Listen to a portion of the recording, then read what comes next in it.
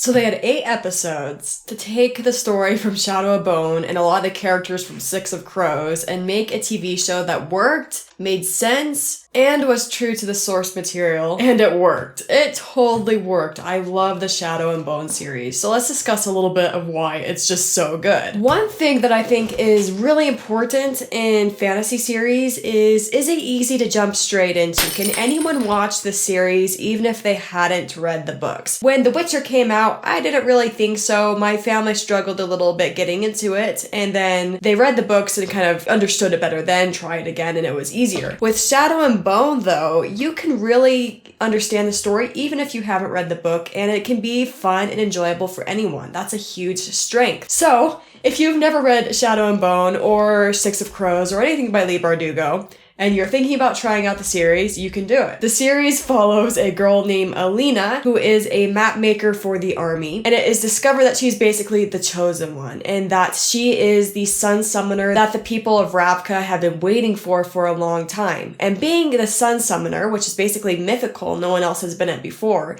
is really important because she can destroy the fold.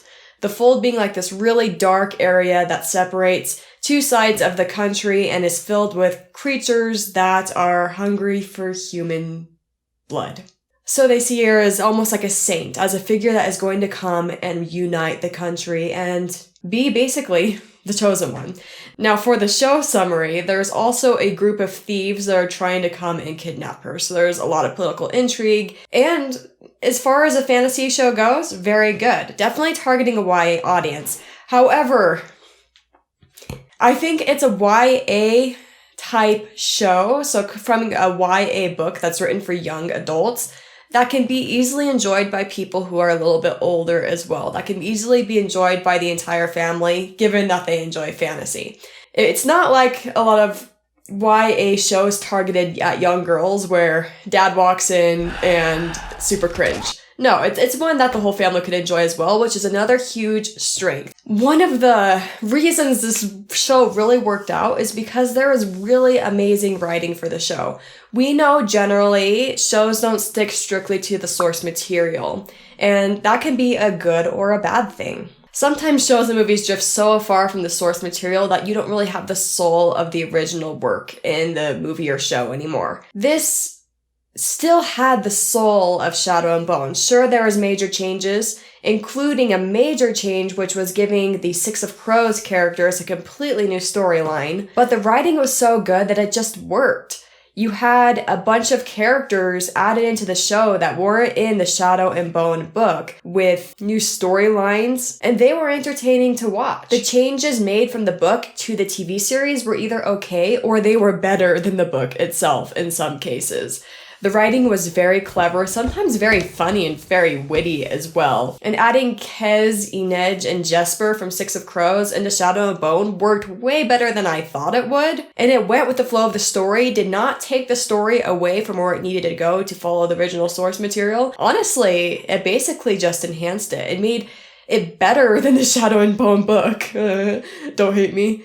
Because you had more funny characters. Jesper was super funny in the show, and they just worked out even when they weren't in the original book. And that was a shock for me, because usually when shows added new storylines that were not in the book, they don't generally work out. But these writers really must have either worked with Leigh Bardugo closely or really had spent time understanding the soul of the book to really make it a passion project and not just something to make a lot of money. And because of that, the writing came off fairly well. There are some exceptions to that. I personally think the pacing was too fast. It worked in 8 episodes, which was really shocking to me, but it definitely could have used a couple more. And because the pacing was so fast, sometimes there was heavy exposition or just like the background information you needed to know was put into like a really short fragment of the show, and it was kind of dense at some points, and then it made the action go event to event to event. So if you really like fast pace and you don't like sitting around in one moment for too long, you'll like this. I personally like the time to just relax with the character sometimes. There wasn't time for that in 8 episodes, so there wasn't any time just to like hang out with the characters. There was the character development occurred, but occurred amidst action. It occurred while other things were happening as well, which was okay, but I would have preferred probably a couple more episodes just to give a little bit more downtime with the characters. Still worked though. So the main storyline with Alina And then the second storyline with the thieves worked really well. Nina's, though, there's a third storyline that follows Nina, and there's nothing wrong with that storyline, except every single time we went to that third storyline, it felt like I was being taken out of what I wanted to watch and kind of taken away from what I was focusing on. And it was kind of like a detour in my head.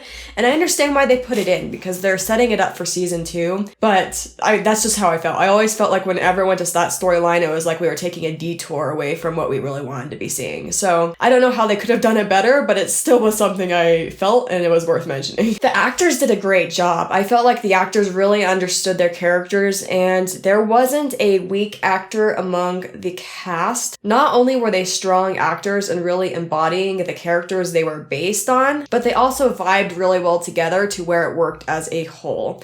Honestly, even with good writing, if this script had poor actors, it still would have been pretty cringe. So they did choose the cast very wisely to be able to pull off a high fantasy on Netflix. It worked. And the one thing that I really liked that they did in the show, that I actually probably would have enjoyed in the book, was just the chance to look at multiple perspectives, to jump from one thing to the next.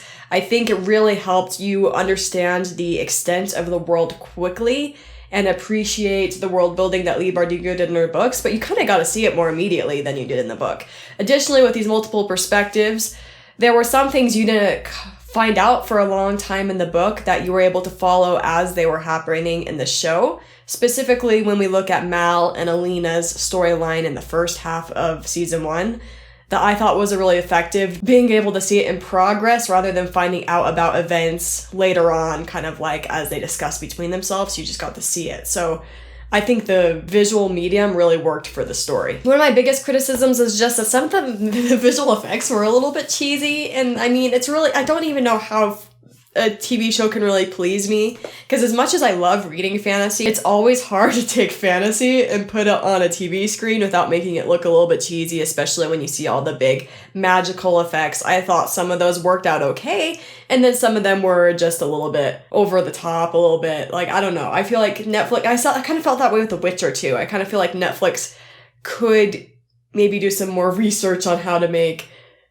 effects look better on the screen and not look kind of cheesy, cringy. But most of the time it worked out pretty well. So that's not a major criticism. That's just something that I just couldn't help but notice a couple times. So overall, I would give the Shadow and Bone season 1 an 8 out of 10. And I also gave Shadow and Bone a 4 out of 5. So I think that the show was either just as good as the book or better than the book because of some of the additions that it made that actually worked. Please let me know what you think of Shadow and Bone in the comments. What did you like in the show? Did it make a good adaptation of the book? Write it all down there. If you enjoyed the video, please go ahead and give it a like, and hopefully I'll see you later.